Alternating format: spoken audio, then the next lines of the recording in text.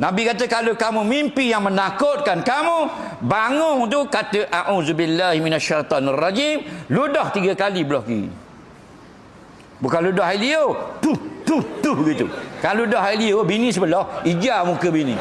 Faham lagi? Atas muka. Faham? Bukan wak gitu. Tuh gitu.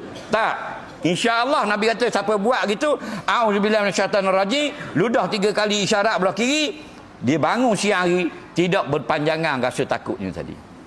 Faham? Tidak kan kita debor kan? Nak? Dan yang ketiga, igawang. Tak ada benda apa, saja bodoh saja je. Igawang dia panggil. Tangan-tangan terakak, kaki-kaki terakak. Faham tak? Tengah-tengah tidur cakap. Tak apa lah. Turun minyak. Tak turun tangan datang.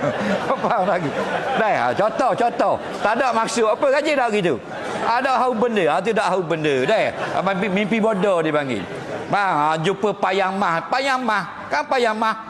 Dah payang mah nak cari di mana?